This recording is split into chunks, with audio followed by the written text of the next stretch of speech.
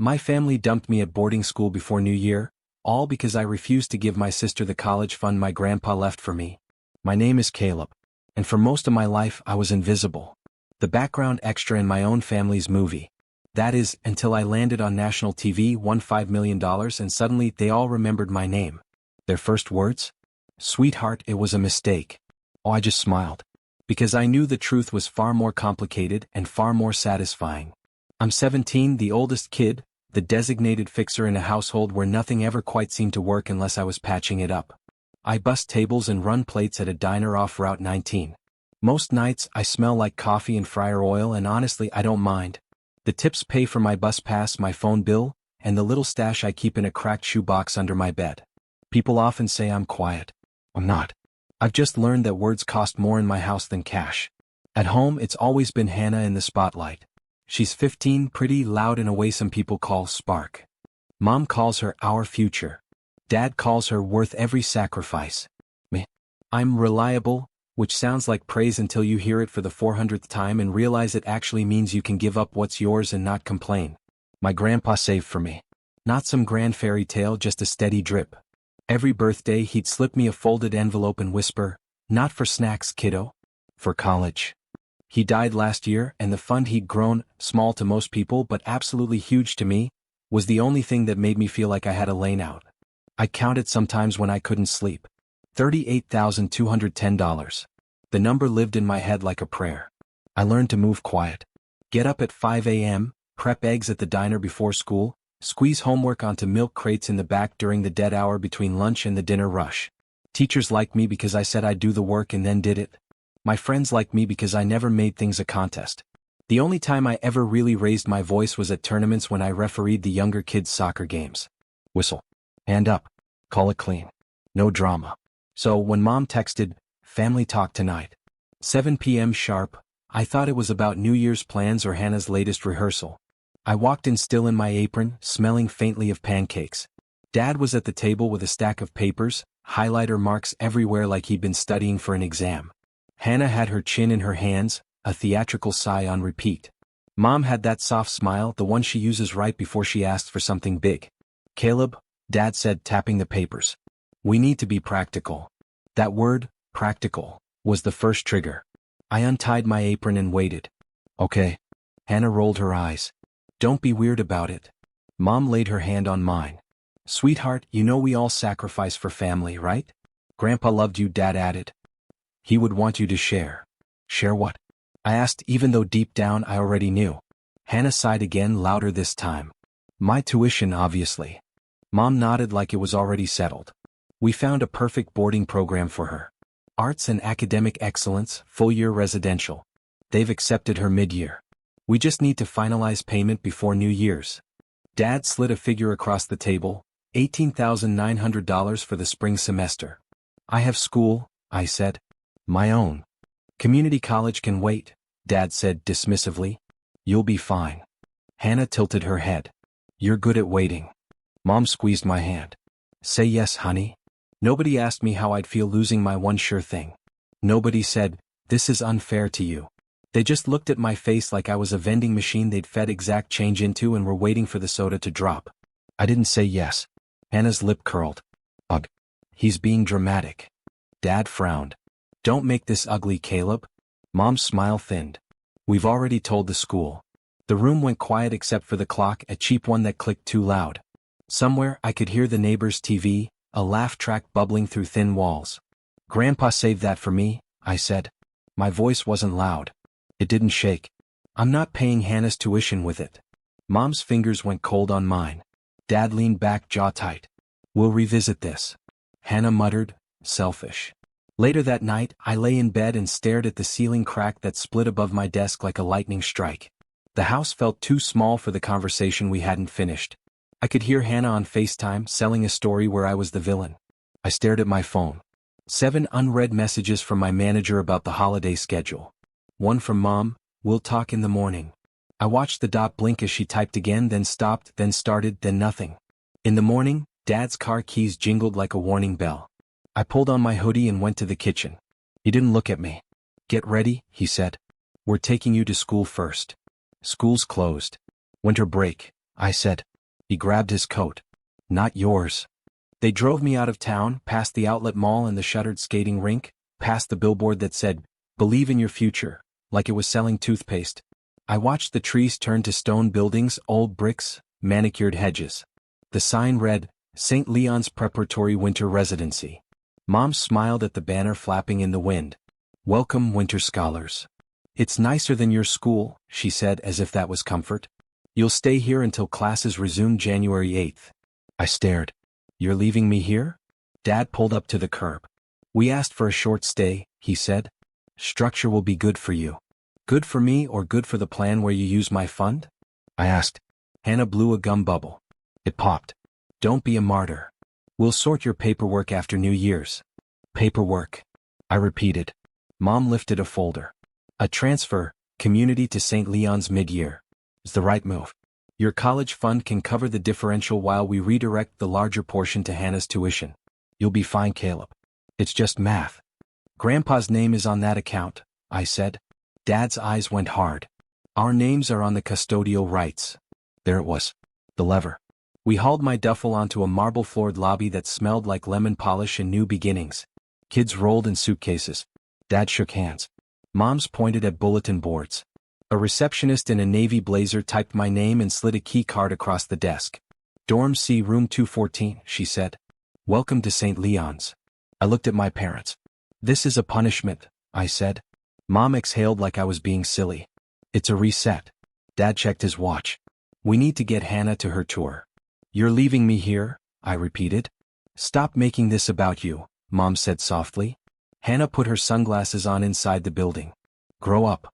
They hugged me quick, the kind of hug that never really lands. Dad's cologne. Mom's powdery perfume.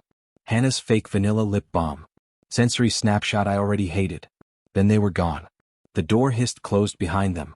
I carried my bag up 2 flights and let myself into 214. 2 twin beds, 2 desks, a window looking out at bare trees and a stone chapel. One bed had a navy comforter neatly folded.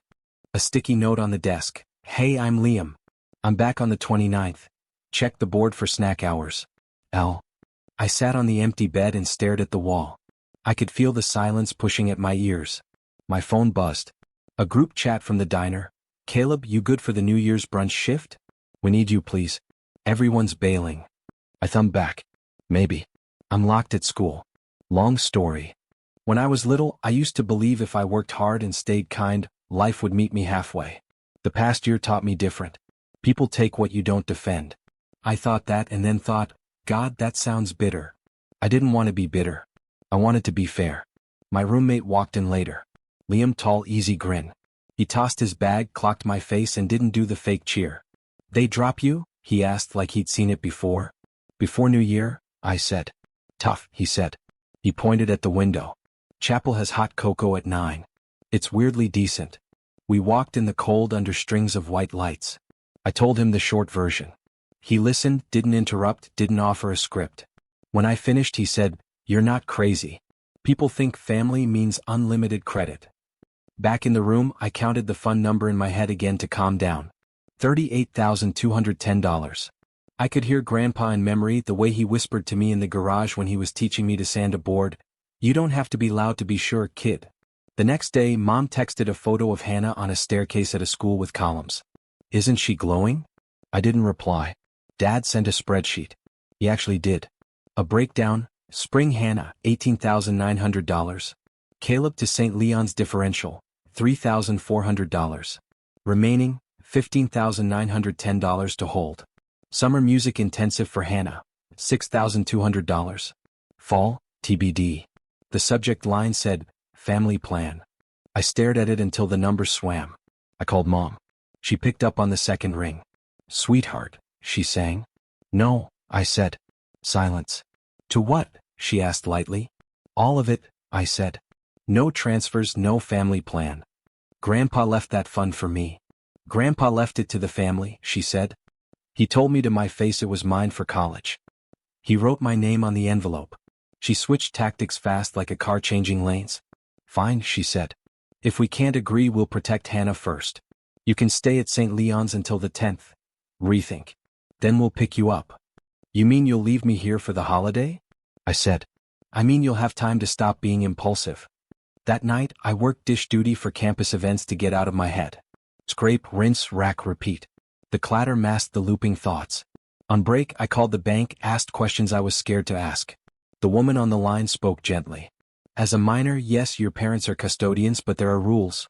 If the funds aren't used for your benefit, you can contest. It's messy. Document everything. Okay, I said. I wrote dates and quotes in my phone notes. Dad will redirect the larger portion to Hannah. Mom, you'll be fine. The screenshot of the spreadsheet, the text where Mom said, "We've already told the school." On December 30th, the campus lit sparklers early for the kids still there. I stood in the cold and watched sparks burn to ash. My phone buzzed. Diner manager again. New Year's Day live TV spot. Breakfast special with local channel. They want a student worker. Pays double. You in? I laughed once, sharp in the air. I'm literally locked on campus. I wrote back. Then Liam said, "You know St. Leon's is hosting that scholarship show tomorrow. The Youth Works thing on TV. They're filming in the auditorium." What? I asked. He pointed out a flyer. Winter feature. Youth Works live from St. Leon's. They're giving big grants, he said, like stupid big. You got any community project thing? I thought about the diner's free pancakes on snow days. The way people who couldn't afford heat came just to sit at warm tables. I thought about how I'd started a shelf of gloves and hats by the door from lost and found and thrift finds. Not because anyone told me to, but because fingers shouldn't burn in January. I thought about the night manager saying, "You turned our shelf into a system, kid." I looked at the flyer again. Application deadline, December 31st, 10 a.m. I have 9 hours, I said. New Year's Eve morning. I borrowed Liam's iron to press my only decent shirt and ran to the auditorium with a milk crate of proof. Photos, a hand-scribbled budget, a plastic bag of knitted hats with price tags still attached from the thrift store. The hall was buzzing with lights and cables. A woman with a clipboard took one look at my crate and said, "You look real." Name? Caleb, I said, from the diner down on 19. You got a guardian here, Caleb? She asked. My school dean signed, I said, holding up the permission slip the dorm supervisor wrote in 5 minutes flat. He's in the back. She glanced, nodded, and pinned a number on me. You're third. Backstage, I practiced simple sentences. No metaphors, just facts. We serve pancakes. We built a shelf. We track sizes. We partnered with Mrs. Alvarez's class who knit hats. We want to scale to 3 diners and 2 schools. We need a van, a freezer that doesn't die when it's cold, and a boring inventory system that works. When the host called my name, I walked out, blinded by lights and the reality of cameras. I saw rows of strangers. I didn't see my family. They were touring a campus with columns. What's your project? The host asked. Warm hands, full plates, I said, heart steady. No one leaves cold. No one leaves hungry. He smiled like the title clip just right. I held up a hat, showed the shelf photos, explained how the lost and found grew into a wall of labeled bins. I talked numbers. $1, 200 thrift buys stretched to 300 hats and 140 pairs of gloves. I named where 50,000, 5 million. A trust for the project with a stipend for the lead until he turns 18. I didn't breathe. The host opened an envelope. He read my name. Everything after blurred. The confetti, the handshakes, the mic shoved at my face, the question, "How do you feel, Caleb?" And my answer like a warm kitchen in January. They put the number on the screen like a scoreboard. $5 million. The auditorium roared. Somewhere in our town, TVs were tuned in because everyone leaves the news on during holiday cooking. Somewhere in a living room with a new spreadsheet on the coffee table, my family saw my face and my name. They called within minutes. My phone rattled so hard I thought it would crack. 12 missed calls. Then 29. Then 51. Mom. Dad. Hannah. Mom again. Mom again. Mom again. Text. Call us right now. Sweetheart. Where are you? You're on TV. We're so proud. We're heading to you. We're outside. I walked back to dorm C. The campus felt different, like the air had shifted. Liam said, "Want me to stall them?" "No," I said. "I've got it." In the lobby, Mom rushed in first, hands outstretched like a scene in a reunion movie. "Sweetheart, it was a mistake." I stepped back. "No, Mom," I said. "That was a choice." Dad's face was red under his winter hat. "Don't be ungrateful," he snapped. "We were on our way to get you. We saw you on TV and came straight here." Hannah smiled like we were at a photo op. "You looked cute," she said. So, we should talk about plans. My palms went cold and then steady. I heard Grandpa again sanding board edges. Go slow. Be sure. This isn't about revenge. I said, voice even, this is about closure. They froze like someone pulled a plug and drained the sound out of them. Mom's mouth worked. No words coming for half a second, which for her is a century. Then, Caleb, you're misunderstanding. We were never going to take all of it. We just needed to help your sister. You know how talented she is. You were going to take enough that I'd have to rebuild the rest, I said. You call that love? Dad jabbed a finger toward the door. You will not speak to your mother like that. Like what? I asked. Like I'm a person with a boundary? Don't be dramatic, he said. You left me here for the holiday because I said no. I said, that's not drama. That's a decision with a date on it. December 29th. Mom reached for my sleeve. We'll make this right, she said. You'll come home and we'll start fresh as a family. $5 million is not yours. I said, it's for the project. It's in a trust. There's a stipend until I turn 18, and you don't get to be custodians of it. I held up the dean's letter the program coordinator had handed me. School-appointed adult contact, Dean Harper. They knew exactly how to keep kids safe from parents who suddenly remember their kids exist when there's money on TV. Hannah laughed once, sharp. Relax. No one's trying to rob you. I looked at her. You asked me to give you $18,900 2 nights ago. She flushed. That's different. Because it's you, I said. Dad crossed his arms. We gave you everything. You gave me a ride here, I said. Then you left. Mom's voice softened like a practiced monologue. Baby, we were overwhelmed. We made a bad call. We know that. Please come home. We'll celebrate. Your grandfather would want us together. Grandpa would want you to keep your hands off what he saved for me. I didn't say. I kept my tone flat. If you want to celebrate, come to the diner on Route 19 tomorrow. We're doing a free breakfast for anyone who needs a warm place. You can pour coffee, you can bus, you can say, welcome in without making it about you. Dad looked like I'd asked him to dig a ditch with a spoon. We don't do charity stunts. It's not a stunt, I said. It's my life. Mom tried one more angle. We can't drive back empty. At least give us a plan for Hannah's spring. She'll lose her place. There are state schools, I said. There are scholarships. There is time. She is 15. Hannah's eyes went shiny in that practiced way. You're ruining my future. I'm protecting mine, I said. That's allowed. The dorm supervisor, Mr. Kenny, stepped closer. Not aggressive, just present. He was a big man with a gentle face and a lanyard full of keys. Everything okay here? He asked. We're fine, Dad said tightly. We're done, I said. Mom sagged. Please, she whispered. I shook my head. Not today. They didn't slam out. They didn't scream. They just deflated in stages and left a fog of expensive cologne and a trail of texts. When the door sealed, my phone began its drumbeat again. 67 missed calls by night, 14 voicemails, 39 texts, screenshots of enrollment deadlines, photos of Hannah looking tragically put upon, a selfie Mom took in the car with red eyes and the caption, "We love you. You'll regret pushing us away." I put my phone face down and went to the chapel for cocoa. January 1st at the diner. TV trucks showed up like we planned it that way. The owner, Mrs. Patel, cried when she saw the check for the first trench from Youth Works. It wasn't $5 million in a briefcase. It was a clean, careful system, quarterly releases, oversight, boring paperwork. It felt like guardrails. It felt like someone finally believed the small, not the showy. We set up a table by the door with baskets, gloves sorted by size, hats by color, because kids pick colors before sizes. The cameraman asked me, "Want to do a soundbite?" I said, "I'd rather pour coffee." He filmed my hands anyway. Around noon, the door chimed and my family walked in like a storm you can see from miles away. They didn't take off their coats. They looked around like we'd set a trap. Customers stared because everyone stares when expensive coats are worn indoors. "Hi," I said. Mom stepped forward. "We're here," she said like it was a gift. "You want a section?" I asked. Dad bristled. "We're not here to eat." "You're in a restaurant," I said. "Pick a seat or wait outside." Mrs. Patel slid up beside me like a shield. "Welcome in," she said to them exactly like she said it to everyone. "Coffee?" Mom's mouth opened, closed. She looked at the people in booths, hunched over pancakes. She looked at the camera. She recalculated. "Yes," she said. "Coffee would be great." They sat in a booth by the window. I brought cups. Mom grabbed my wrist. Sweetheart, she said quietly. Come home.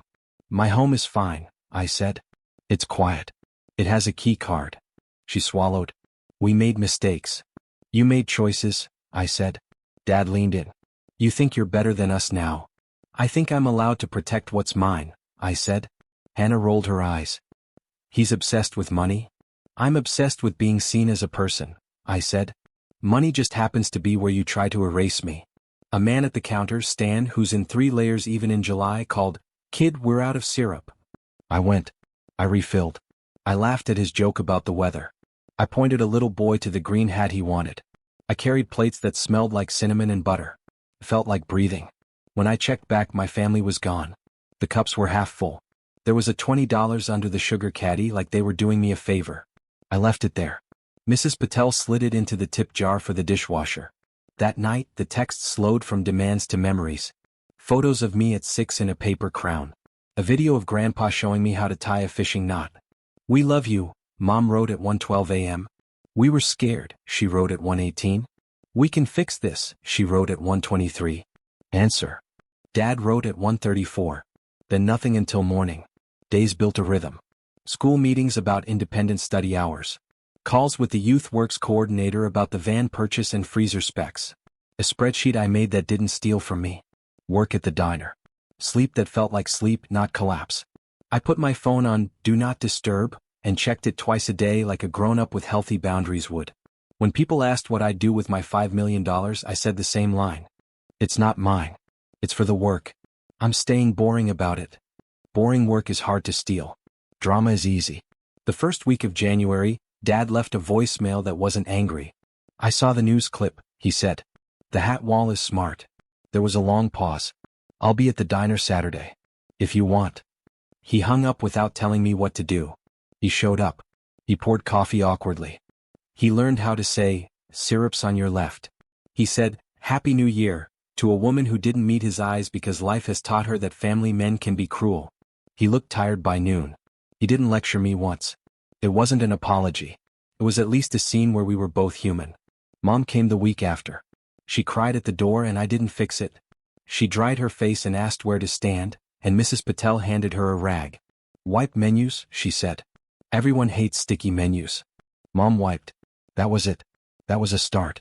I'm not going to pretend the story turned into a movie where we all hug in front of a sunset and credits roll over a dancing montage. That's not how it went. Real life is quieter. Messier.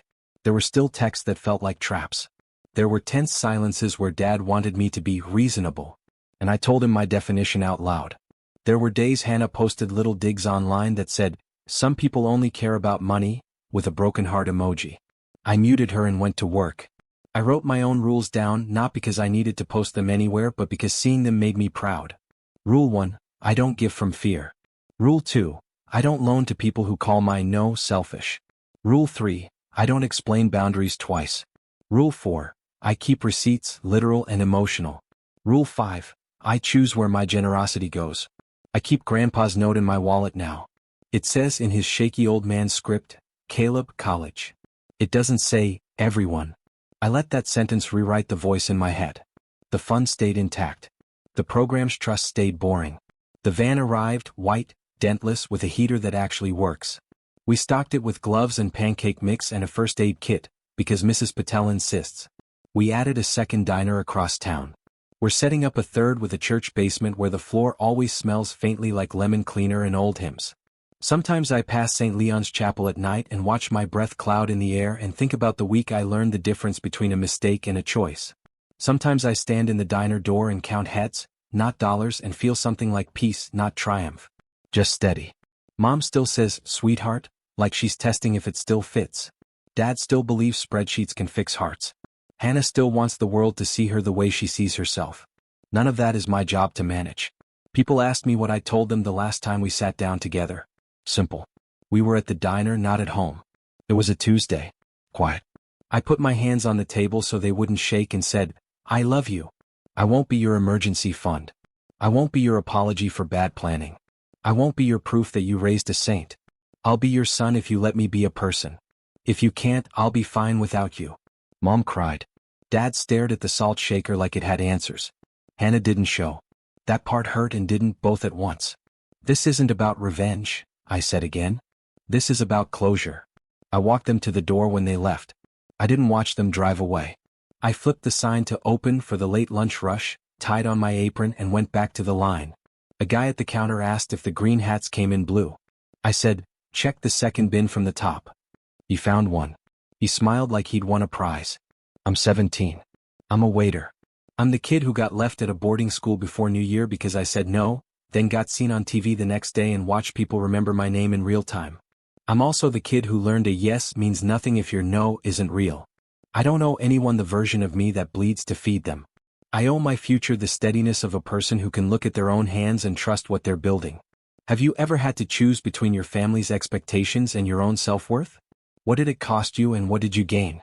Tell me your story in the comments below.